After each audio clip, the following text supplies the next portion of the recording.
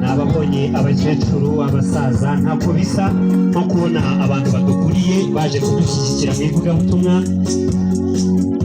ni ukuri ni byiza cyane. byakabaye ibiri gukorerwa ahangaha bibaye atari byiza ntabwo wahabona ba pasiteri, ntabwo wahabona abakuru b'itorero. wenda njye mbaye natamye hari abasaza nabonye rwose imvi zabaye uruyenzi, ariko nabo bahari babona ibihari bitari kugenda neza cyangwa se bidafite ishingiro bakwigumira no mu rugo. ariko impamvu bemeye kuza kuri iri zuba nabo ni uko rwose ibiri kuhakorerwa ari bizima kandi ijuru ryabyemeye. batambuka neza ndababona rwose abana batoya bambaye bameze neza baberewe. ni byiza cyane rwose.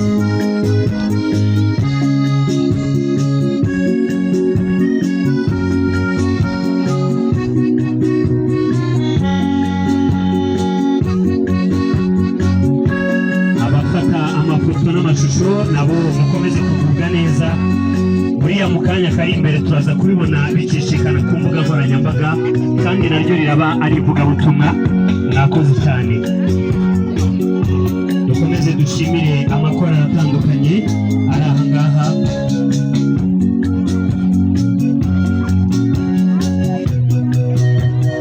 harimo korali abahamya, harimo Glory to God Singers, irangurura, imbuto z'agakiza, ijwi ry'impanda, inshuti z'Imana, igihe ni iki, n'abandi turaza kugenda tubagarukaho.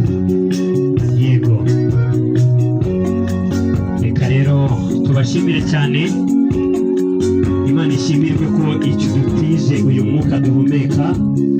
reka mbongera amasegonda makeya bakiri gufata amafoto n'amashusho kugira ngo mu kanya tube dusoje iki cyiciro dukomeze n'izindi gahunda.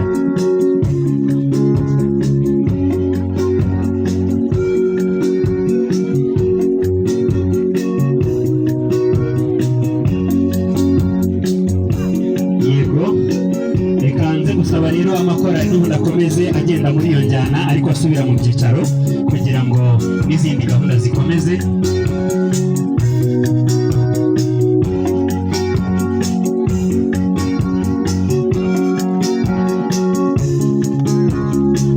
ni byiza cyane kuba igikorwa nk'iki cyabereye muri iyi ntara y'ivugabutumwa ya Gihombo.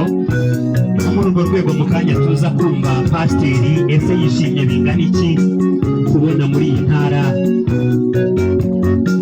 uyu munsi wa none kuri iyi sabato y'itariki 29 z'ukwezi kwa karindwi.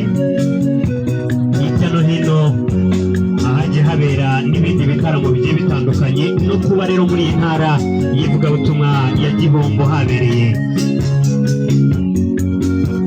igikorwa nk'iki.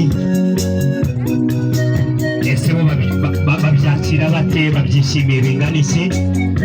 ni nabwo tuza inyuma gatoya kuza kumva Isaac wowe ku mutima we hari iki.